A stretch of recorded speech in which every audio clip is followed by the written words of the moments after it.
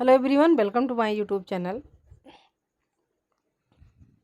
तो देखिए, इस वीडियो में हम संस्कृत के प्रीवियस ईयर क्वेश्चन सॉल्व करेंगे जो कि यूपी टेट पेपर फर्स्ट का है। ये सारे क्वेश्चन जो है तो 18 नवंबर 2018 previous year UP TET primary level कक्षा 1 से 5 तक के सारे क्वेश्चन हैं जो कि 18 नवंबर 2018 के एग्ज़ाम में सारे पूछे गए थे। सो चलिए, आप लोग वीडियो पर कंटिन्यू बने रहिए। हम इसमें 61 नंबर क्वेश्चन देखेंगे कि डा का उच्चारण स्थान है। तो डा का उच्चारण स्थान पूछा गया है, क्या है?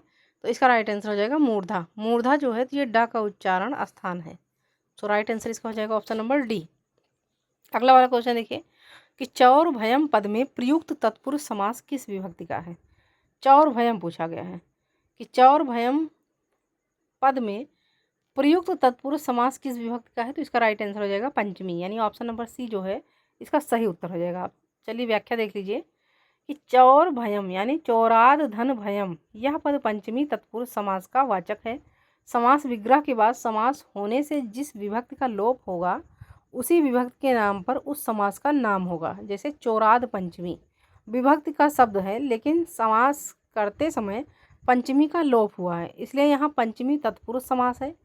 तृतीय तत्पुरुष बाणाहता यानी बाणेन आहता। चतुर्थी तत्पुरुष भूत बलि यानी भूतेभ्यः बलि तथा द्वितीय तत्पुरुष तो कृष्णाश्रिता यानी कृष्णम आश्रिता। अब देखिए, अगला वाला क्वेश्चन है कि पित्रन शब्द में विभक्ति और वचन है। तो पित्रन शब्द में जो है द्वितीय विभक्ति बहुवचन है। अब देखिए, ये पित्रम का पूरा रूप दे दिया गया है, देख लीजिएगा, यानी पिता का रूप है। तो पित्रन शब्द में पूछा गया है वचन, तो विभक्ति द्वितीय, वचन बहुवचन। अब आइए देखिए, अगला वाला क्वेश्चन देखिएगा कि नद्दह शब्द में विभक्ति और वचन है। तो नद्दह शब्द में प्रथमा विभक्ति बहुवचन का रूप है। नद्या मतलब नदी। अगला देखिए 65 नंबर क्वेश्चन, षष्ठवती हिंदी संख्या का बोधक है। तो षष्ठवती हिंदी संख्या का बोधक जो है ये 96 है, यानी 96 के हम क्या कहते हैं, षष्ठवती है। राइट आंसर इसका हो जाएगा ऑप्शन नंबर बी, संस्कृत की गिनती में।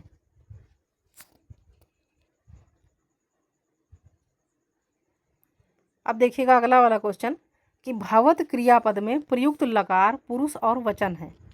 तो भवत क्रियापद में पूछा गया है कि प्रयुक्त लकार पुरुष और वचन, तो इसका सही उत्तर हो जाएगा ऑप्शन नंबर डी, लोट। यानी कि लकार जो होगा तो लोट लकार होगा, पुरुष मध्यम पुरुष, वचन बहुवचन। सो इसका राइट आंसर हो जाएगा option number D. Next number question देखिए कि सर्वनाम शब्द नहीं है। तो सर्वनाम शब्द अपि जो है ये अव्यय शब्द है। सर्वनाम शब्द अपि नहीं है, अपि जो है अव्यय शब्द है। सही उत्तर इसका हो जाएगा ऑप्शन नंबर सी।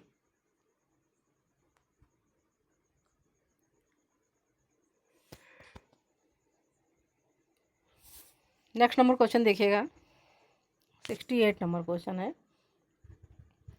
कि स्वस्ति पद के योग में प्रयोग की जाने वाली विभक्ति है।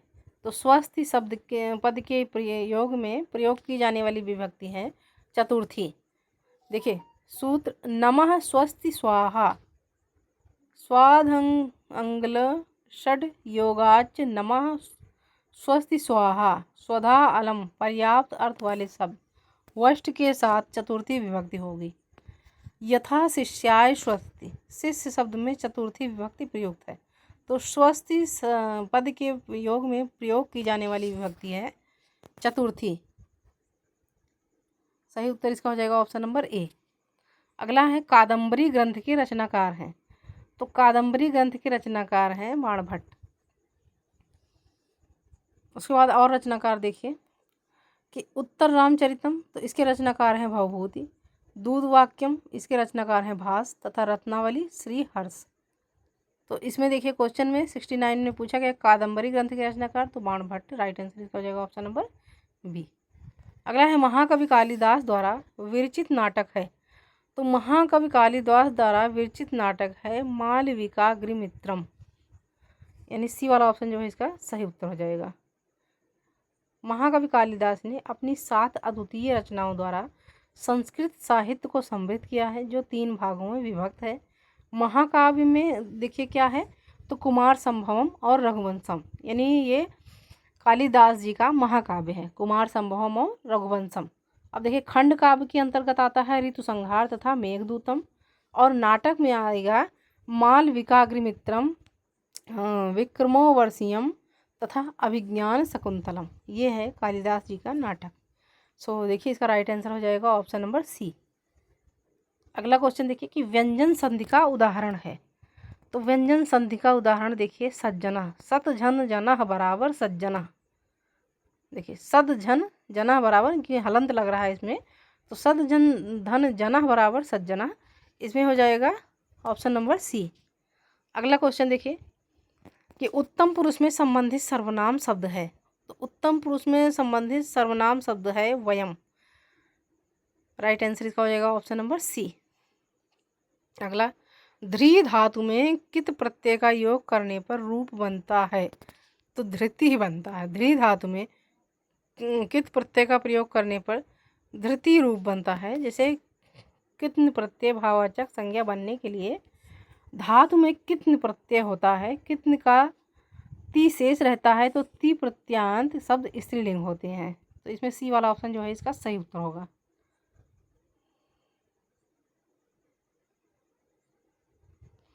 अब देखिए 74 नंबर क्वेश्चन है कि छंदानुगत शिक्षण प्रणाली होती है। तो छंदानुगत शिक्षण प्रणाली, तो ये होती है पद्य की। देखिए छंदानुगत शिक्षण प्रणाली, तो ये पद्य की होती है। छंद रस अलंकार आदि पद्य में समाहित होते हैं। इनके प्रयोग से पद्य की उत्कृष्टता एवं सौंदर्य में वृद्धि होती है। गद्य काव्य गंभीर होने के कारण नीरस होते हैं। तो राइट आंसर इसका हो जाएगा ऑप्शन नंबर ए। अगला है शुद्ध वाक्य है।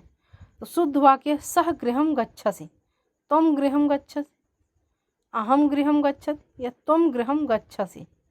तो इसका राइट आंसर हो जाएगा ऑप्शन नंबर डी कि त्वं गृहम गच्छसि, यानी शुद्ध वाक्य है कि ये अन्य तीनों विकल्प अशुद्ध हैं। डी में कर्ता के अनुसार ही क्रिया का प्रयोग किया गया है, अन्य में ऐसा नहीं है। तो डी वाला ऑप्शन जो है इसका सही उत्तर होगा। अगला है वने अपि पदे कह संधि।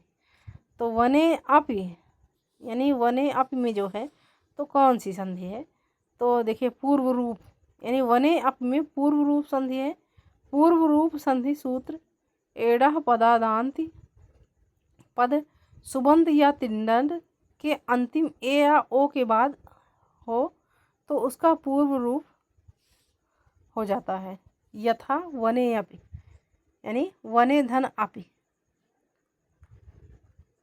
अगला है कि नीत मार्ग के न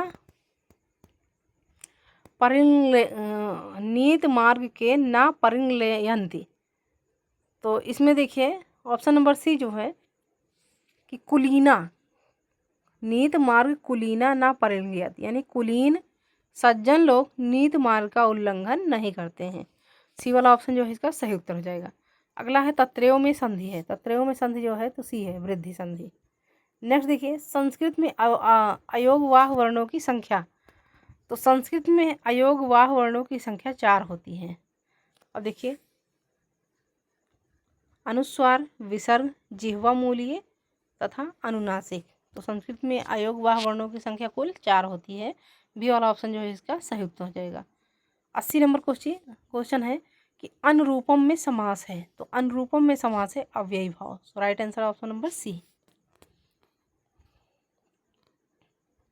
81 नंबर क्वेश्चन देखिए कि कौन स्वर ह्रस्व नहीं होता है। तो ओ जो है ये ह्रस्व स्वर नहीं होता है। तो डी वाला ऑप्शन जो है सही उत्तर हो जाएगा। अगला है सहयुक्त अप्रधाने सूत्र किस विभक्ति का बोधक है। तो सहयुक्त अप्रधाने सूत्र जो है पूछा गया है किस विभक्ति का बोधक है। तो ये है तृतीय विभक्ति का बोधक। सहयुक्त अप्रधाने सह साकम सार्धम समम के साथ तृतीय विभक्त होगी। यथा जनकेन सह गृहम गच्छत, जनकेन में तृतीय विभक्ति का प्रयोग किया गया है। तो सहयुक्त प्रधाने सूत्र किस विभक्ति का बोधक है। तो यह है तृतीय विभक्ति। राइट आंसर इसका हो जाएगा ऑप्शन नंबर सी। अगला क्वेश्चन है कि बालका वपि शब्द का सही संधि विच्छेद होगा। तो बालका वपि का शब्द का सही संधि विच्छेद होगा बालको धन अपे। राइट आंसर इसका हो जाएगा ऑप्शन नंबर ए। अगला वाला क्वेश्चन है कि बगुले को संस्कृत में क्या कहते हैं? तो बगुले को संस्कृत में कहते हैं बका। इसका राइट आंसर हो जाएगा option number B. Next number question है कि हरये कुर्ध्यति में हरये में कौन सा कारक है? तो हरये कुर्ध्यति में हरये में जो है संप्रदान कारक है। हरये कुर्ध्यति में हरये में संप्रदान कारक है। राइट आंसर इसका हो जाएगा ऑप्शन नंबर सी। अगला क्वेश्चन है कि अस्मद शब्द का षष्ठी बहुवचन रूप है। सो अस्मद शब्द का षष्ठी बहुवचन रूप है नः। सही उत्तर इसका हो जाएगा बी वाला ऑप्शन। नेक्स्ट क्वेश्चन है कि रमा शब्द का चतुर्थी एक वचन रूप है। तो रमा शब्द का चतुर्थी एक वचन रूप पूछा गया है, तो ये है रमाए। राइट आंसर इसका हो जाएगा ऑप्शन नंबर सी। अगला देखिए कि पितृ शब्द का सप्तमी एक वचन रूप है। तो पितृ शब्द का सप्तमी एक वचन रूप है पितरी। राइट आंसर इसका हो जाएगा ऑप्शन नंबर बी। अब नेक्स्ट है 89 नंबर क्वेश्चन कि इक प्रत्याहार के अंतर्गत वर्ण आते हैं। तो इक प्रत्याहार के अंतर्गत जो है ई उ री तथा री वर्ण आते हैं। राइट आंसर इसका हो जाएगा ऑप्शन नंबर सी। अगला है कि माहेश्वर सूत्रों की संख्या। तो माहेश्वर सूत्रों की संख्या जो है, तो कुल माहेश्वर सूत्रों की संख्या होती है 14। राइट आंसर इसका हो जाएगा ऑप्शन नंबर ए। ये देखिए माहेश्वर सूत्र दिए गए हैं 14, तो देख लीजिएगा एक बार आप लोग।